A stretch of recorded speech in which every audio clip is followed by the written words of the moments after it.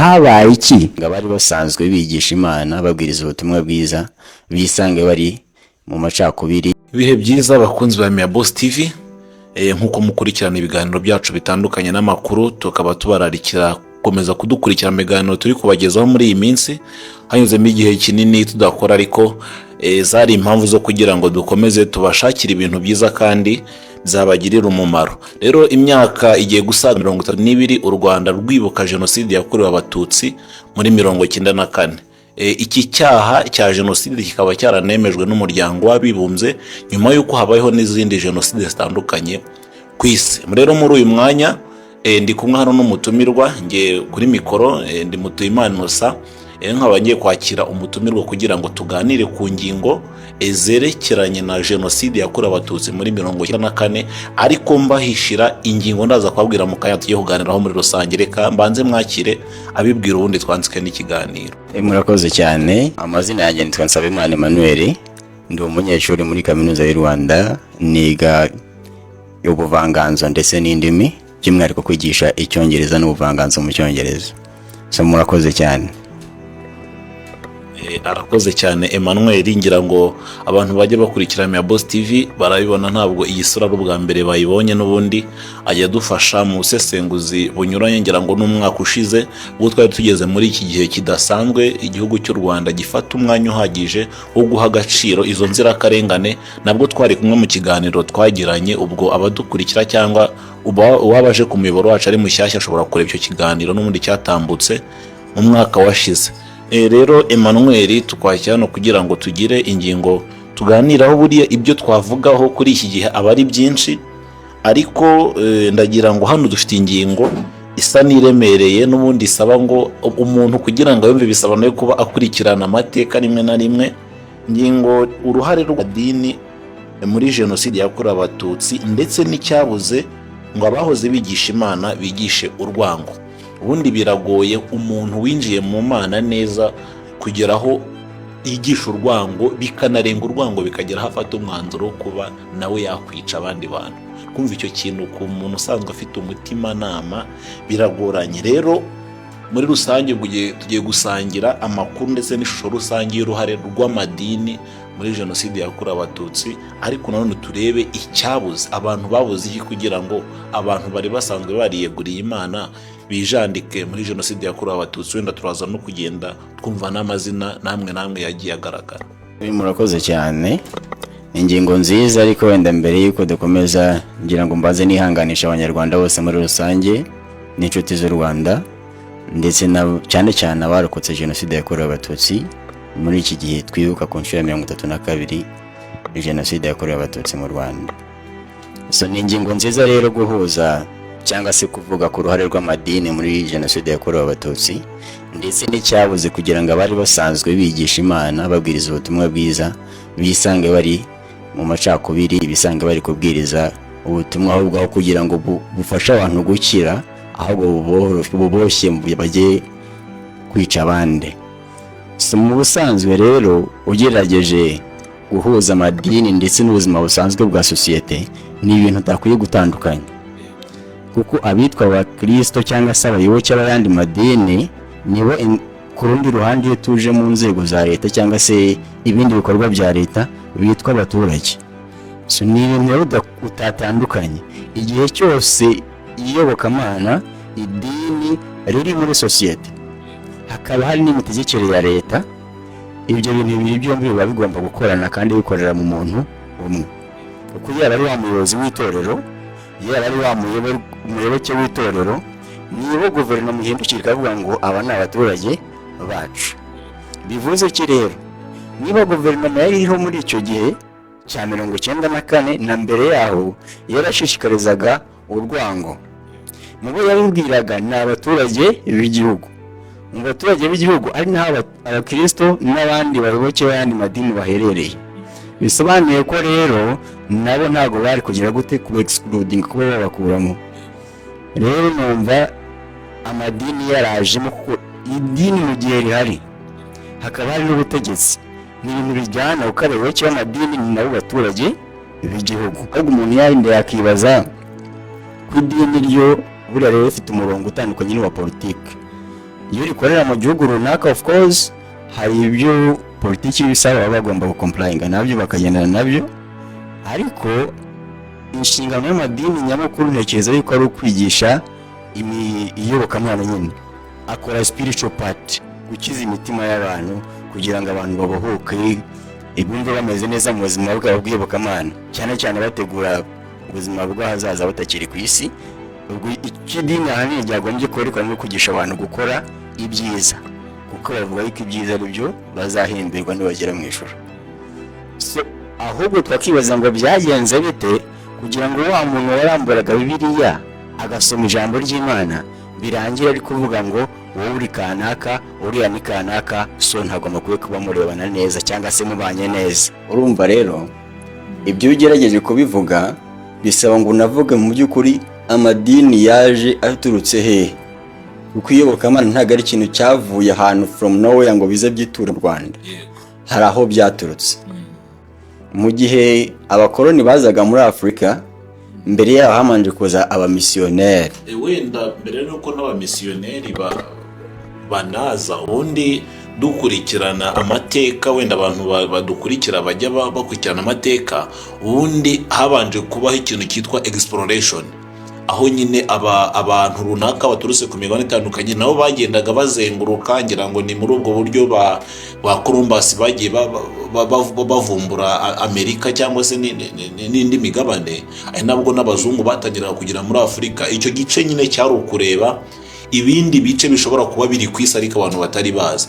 Muri urwo rwego rero abitwa explorers bageze hehe? Bageze muri Afurika, ngira ngo bagiye banahasiga n'ibimenyetso, kubera ko bari baje ariko bafite abandi bantu bagira gute bameze nk'aho bari guhishurira umugabane wa Afurika. Nyuma rero niho hakurikiyeho abamisiyoneri. Rero nshaka ngo ubihere kuri uwo mujyi w'abamisiyoneri. Abamisiyoneri bakiza bari bafite iyihe purpose? Ariko nongeraho n'ikibazo, ese ntabwo iyo purpose yaba yari nyirarubeshwa, hakaba hari ikindi cyari cyihishe inyuma? Urakoze cyane, ngira ngo ni ikibazo cyiza cyane ubajije. Abamisiyoneri baza muri Afurika abari bafite iyihe purpose? Mu by'ukuri rero abamisiyoneri baza ntekereza yuko baje bagamije kwigisha Imana, ariko there was something behind. Hari ikindi kintu cyari cyihishe inyuma yo kwigisha iyo Mana, kuko baje bakurikirwa n'abakoloni, so bigishaga Imana ariko bagakorera n'inyungu z'abakoloni. Abadage bari gukoloniza mu Rwanda, abamisiyoneri b'Abadage bahari bafashaga abakoloni mu kwigisha abaturage. Ngira ngo babizi ko n'igihe cyageze iyobokamana cyangwa se amadini akari bo bacaga imanza. Niwe uzi inkuru ya Rukara rwa Bishingwe kubera iki yagiye gukubita Rupias. Ko iki Rupias yaraje guca urubanza, mu gihe ubundi umumisiyoneri niba yaraje kwigisha Imana gusa yakwiye kuba agenda akajya muri church, noneho abakristo bakamusanga mu gihe bafite ibibazo bakeneye gusengera cyangwa se wenda bafite ibindi bibazo. Ariko igihe habayeho involvement y'idini mu bindi bikorwa bya politike cyangwa se ibindi bikorwa bisanzwe, icyo gihe numva ko purpose y'idini iba itakiri kwigisha ibya bindi ubuzima bw'idini bwonyine bwabazanye. So numva ko rero abamisiyoneri baza muri Afurika, yes, bigishije Imana, ntabwo byo twabihakana, ariko kandi nyuma yo kwigisha Imana hari izindi nyungu zari ziri nyuma yo kwigisha iryo yobokamana. Izo nyungu nazo barazisavinze as well. Bigeze mu Rwanda naho rero ntabwo byari kujya kure y'ibyo ngibyo. Niba uzi muri 1933 bahabayeho kwidentifyinga ibitandukanya Abahutu ndetse n'Abatutsi. Ibyo byakozwe n'Ababiligi, ariko ntabwo iyo bavuga uzasoma inyandiko ya 2015, muri iyo nyandiko ivuga yuko ibyo byakozwe n'abakoloni bafashijwe n'abamisiyoneri, bakidentifyinga ibitandukanya Abahutu ndetse n'Abatutsi. Nyuma yaho rero Abatutsi baturuka mu majyaruguru ya Afurika, and then Abahutu bagaturuka mu majyepfo ya Afurika. Hakaba n'indi myumvire yabaye established n'abakoloni ivuga yuko Abatutsi bazi ubwenge kurusha Abahutu. Ibyo rero bigatuma uko bana bakandamije imyaka. Yes, iyo myumvire ari gatuma none bafata Abatutsi akaba bajya muri ya mashuri meza, y'amashuri meza bashyizeho akaba nabo bahinduka ba sous-chef n'abashefu. Noneho kugira ngo ibyo byarazamutse abatutsi bakomeza kuba aribo bayoboye bari hejuru, sous-chef ari uri kugira gute kumukandamiza. Barazaga abakoloni bakugize sous-chef, basanga inshingano baguhaye zo gukontorora abahutu utazikoze bakagukubitira ikiboko imbere yabo, bana gukuyeho umwenda neza bagashaka no kukwambura bakakubita ikiboko imbere yabo bakwereka ko utujuje inshingano bagombaga kuza. Yego, urumva rero ibyo byakomeje kubaho biza kugira muri ya myaka ya 1950. Icyo gihugu byinshi bya Afurika byatangiye kurwanira ubwigenge, turashaka kwigenga. Noneho hagira n'ibihugu bitangira kubona ubwo bwigenge. Hariho umwami mu Rwanda Mutara wa gatatu niba nibuka neza, Rudahigwa. Nawe rero ashaka ko u Rwanda narwo rwigenga ku itariki ya mbere Mata, ngira ngo itariki ya mbere Mata 1954 I think. Icyo gihe rero yashatse ko u Rwanda narwo rwigenga, akuraho ibyitwa gashiku ndetse ategeka yuko ubuhake bucika. Nuko abari bashebuja bagabana inka nabo bari bahatse, ndetse bari bahatswe bagabana byikubye karugeranyije na basebuja babo. Ibyo rero abazungu bituma bariyarazinga ko hari ikintu kitagenda neza. Aho turibaza ngo habaye iki, ko that is the turning point. Abazungu babonye ko there is something wrong in the system, abafavorizinze abatutsi for a quite long time.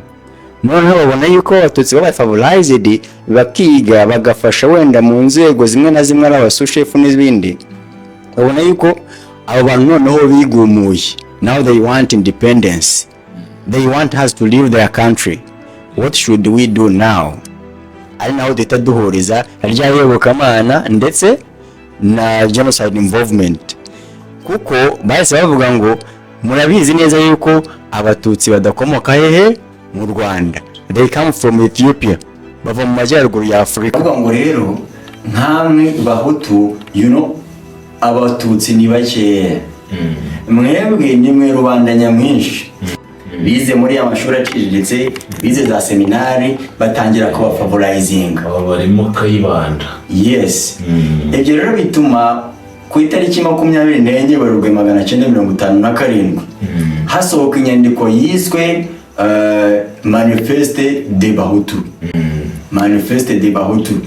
Inyandiko yasohotse yasinyweho n'abarimo Joseph Habyarimana, Elias Gitera n'abandi batandukanye. Iyo nyandiko rero ngira ngo nuza Kayibanda nawe yayisinyeho nyuma abo bantu yari itsinda ry'abantu 9 niba nibuka neza, ariko Kayibanda nawe wari perezida icyo gihe, nawe byabaye ngombwa kayishyiraho umukono kugira ngo iba ari inyandiko yuzuye kandi yizewe. Nibyo nawe yasinyeho nubwo icyo gihe wenda tubikosemo gato ntabwo yari akabaye perezida ko ni 1957, ahubwo icyo gihe iyo nyandiko isohoka nibwo ibyaje kuvukamo amashyaka nyuma nabyo byabaye nk'ibivuka, harimo ikiswe Parimehutu ndetse na Aporosoma, nabyo byavutse muri icyo gihe cya 1957, biza guhinduka amashyaka muri 1959.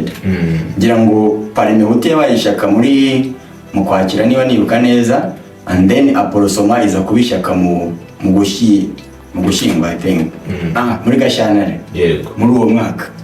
Urumva rero ni ibyo byaturutse abahutu bigishwa yuko abatutsi babakandamije. Ibyo rero babigishirizaga ni he? Ahantu bigishiriza abantu ni mu nama, amashuri, ni mu nsengero. Rero b'abapadiri bagiye kubwira abahutu ngo hano harimo iki, harimo ubusumbane, abatutsi barabakandamije, none nibo babayoboye. Wabwiye ko ubuvanganzo urebye n'uburyo kibacuze ari amategeko 10 y'abahutu, ubona ko neza umuryo babivugamo umeze nk'amategeko y'Imana. Yego. Urumva rero hari support bari barahawe. No ko ibyo byarabaga abazungu babireba, naho missionnaire ubundi padiri akaba yaragiye hariya cyangwa se undi mukozi w'Imana wari we wese kugira ngo tutagira uwo twibasira, yakaba yaragiye hariya akabwira abantu ko ibyo bintu bitari byo, wenda bose ari abana b'Imana, ari byo bakwiye kuba bareba, ibindi bibatandukanye bakabirebera ku ruhande. Ariko ntabyo bakoze. Ntabwo tuvuga yuko wenda ari bose bagize uruhare muri genocide, hari n'abatarabigiyemo, ariko turavuga ngo umurongo wari uri icyo gihe bo bafashe ihe stand. General understanding nuko nabo bagize involvement muri ibyo bintu babijyamo. Rero ibyo niba abantu barabyigishijwe mu nsengero n'ahandi hose basengera bakaza no kubyapurika muri 1994 kuko nta kuntu iri buze gutandukanya noneho killing ndetse n'idini, kuko wabyukaga akajya kwica mugenzi we at the same time ni umukristo basenganaga. Umukristo yasengaga aha n'aha cyangwa se umuyoboke w'idini runaka wabyutse ajya kwica mugenzi we nawe mu rindi dini, ubwo urumva amwishe kubera ko ari umututsi. Nyamara muri church bose niki ni abakristo cyangwa se bose n'abayoboke b'iri dini, ariko arabyutse ajya kumwica. Ntibyanarangirira aho ngaho, haba n'abakozi b'Imana b'imbere bakaba yari example batanga urugero kuko genocide itagakozwe. Ariko ikibazo ni uko usanga nabo harimo ababigizemo uruhare, ugasanga kize yahungiyemo abantu. Buriya iyo tubitekereje neza, ubitekereje neza uko abyumva, the region iri mu bintu byatumye speed cyangwa se umuvuduko abantu bicwagaho wiyongera, niko nabivuga.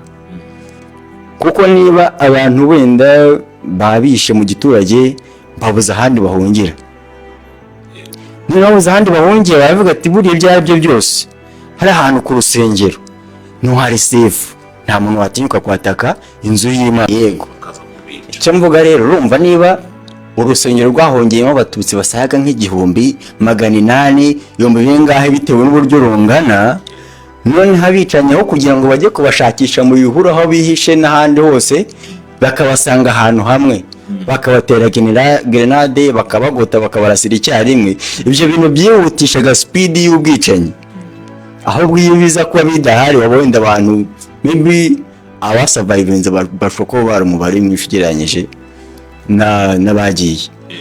So numva ariko rero iyobokamana there is no way buryo ari separating na genocide involvement.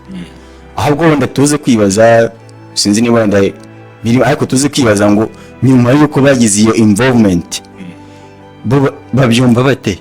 Yego, nyuma ya genocide babyumva bate? Bari kugira uruhare mu buzima bwo kongera kubaka igihugu. Yego, urakoze cyane. Ngira ngo gerageje kubisobanura binyuzemo dusuba inyuma mu mateka cyane. Wenda ngira ngo n'ibiganiro n'ubundi bizakomeza kunyuraho hano bivuga itegurwa rya jenoside kuri Repubulika wenda ya mbere n'iya kabiri. Ego, hari bizatambukaho. Hanyuma rero hari n'abantu nyine bagiye bagira uruhare muri jenoside yakorewe abatutsi, nyine abo twavuga nk'abihayimana, abapadiri benshi bagiye babishinzwa. Ngira ngo mu bihayimana cyangwa abantu bakoraga cyane idini harimo nka Ngirumaze Mateo, ari mu bashinze Chorale de Kigali n'indirimbo yayihimbiye, nawe ari mu bantu bagize involvement muri genocide kuko yigeze yayoboraho MRND. Kumva rero n'abantu batandukanye bagiye bashyira mu bikorwa jenoside yakorewe abatutsi, kandi n'ubundi bari bafite aho bahuriye cyane n'idini. Kugira ngo n'insengero nyinshi urabizi niho hagiye hapfira abantu benshi, kugira ngo hari n'insengero bajye bafata cyangwa ikiliziya abantu bakajya kuzisura bitewe n'ukuntu ubwicanyi bwahakorewe bwari buremeye. Wenda tugenda tugana ku musozo, tubaze dushimire n'abo babaye intwari bakitandukanya na jenoside yakorewe abatutsi, ntibayijandikemo, bakagerageza guhisha abantu, bagumanye umutima w'ubumana koko guhisha abantu bayo ntibijandike muri jenoside. None rero muri iki gihe ko amadini yagize uruhare rukomeye mu ishyirwa mu bikorwa ya jenoside yakorewe abatutsi, none muri iki gihe hakorwa iki cyangwa bakorwa iki abantu bihaye Imana cyangwa abantu basenga kugira ngo icyo cyasha cyagaragaye muri 1994 kitazasubira? Murakoze cyane. Ni byiza niba tuvuze uruhare rw'amadini muri genocide, ko of course ntabwo ari bonyine bagizemo uruhare, hari n'izindi different involvement, harimo abandi bagizemo uruhare benshi. So ni byiza yuko tuvuga rero no ku rugendo rwabo rwo kongera kubaka umuryango nyarwanda, kongera kubaka societe nyarwanda nyuma y'uko jenoside yakorewe abatutsi irangiye. So navuga yuko there is a bold step that your region has made. Hari intambwe nzima igaragara abagize cyangwa se iyobokamana ryateye mu rugendo rw'isanamitima cyangwa se no kongera kunga abanyarwanda. Nibura uyu munsi iyo ugiye mu nsengero, you don't find those kind of preachings. Ntabwo usangamo za nyigisho ziyobya abantu zibabwira ngo mwebwe muri abangaba namwe muri abangaba. Nibura barajyanisha n'umurongo wa guverinoma iriho, bakigisha ko abantu bose baragana mu ijuru. Ni urugendo rugana mu ijuru, baravuga Imana, ntabwo bavuga bya bende. So barakora n'ibikorwa bigamije gufasha abandi barokotse jenoside. Uragera urugero wenda bakagira bubakira, bagafata igihe runaka bakakusanya inkunga bakageraho basura, kuko at the same time bari abantu barokotse jenoside hari ibintu baba bakeneye. Hari igihe umunyuraho uri umusore agahita yibuka umusore we, umwana we wari uri mu kigero nk'icyawe yabuze. Hari igihe abona uri guhamagara mama wawe nawe akavuga ati nibura wa muhungu wanjye yaza kuba hari, maybe I should be having someone to call me a mom. So nibura rero amadini nowadays hari ikintu bari gukora mu rugendo rw'isanamitima, barigisha abantu gusenga Imana ariko kandi no complying na gahunda za leta ziba ziriho. Njyewe navuga ahubwo bakomereza aho ngaho, kuko icyo twese twifuza cyangwa se duhoranira, yaba ari abanyarwanda muri rusange, yaba ari n'abandi bakunda u Rwanda cyangwa se tunifuriza abandi nuko jenoside itakongera kubaho mu Rwanda nta n'ahandi yazigera yongera kuba. Kandi koko ibyo ngibyo, if I make it my commitment, nawe ukabigira commitment yawe, so igahinduka commitment y'abantu bose nk'abanyarwanda muri rusange, ntabwo jenoside yakongera kubaho. We should try to make that phrase never again a reality. Urakoze cyane. Nanjye ngana no kuri icyo ngicyo usorera uvuga uti buri wese abigize ibye. Mbabwira ko rero no muri iyi minsi natwe tugomba kugenda mu mujyi w'igihugu ubu kuri Mia Boss TV tugiye kunyuzaho ibiganiro, amakuru n'ubundi bigaruka kuri jenoside yakorewe abatutsi mu 1994, kugira ngo koko dukomeze twigisha abantu abo bayirokose tubomore, ariko dukomeza no kwigisha abantu kugira ngo jenoside itazongera kubaho. Rero reka dushimira abantu bose badukurikiye ku muyoboro wacu. Nizera ko n'ubutaha nitugutumira uzagaruka, kuko ngira ngo ntabwo birangira ahangaha cyane n'ibindi biganiro byinshi byo kuganiraho byerekeranye n'iki gihe turimo cyo kwibuka jenoside yakorewe abatutsi. Turagushimiye cyane. Yego murakoze cyane, nanjye ndabashimiye, kandi ubwo n'ikindi gihe muzankenera nzaba mpari nsezera no ku bakunzi bacu. Mwakoze cyane. Bakunzi ba Mia Boss TV, rero ibiganiro byacu nakagaruka, mukomeze kugira impagarike n'ubugingo.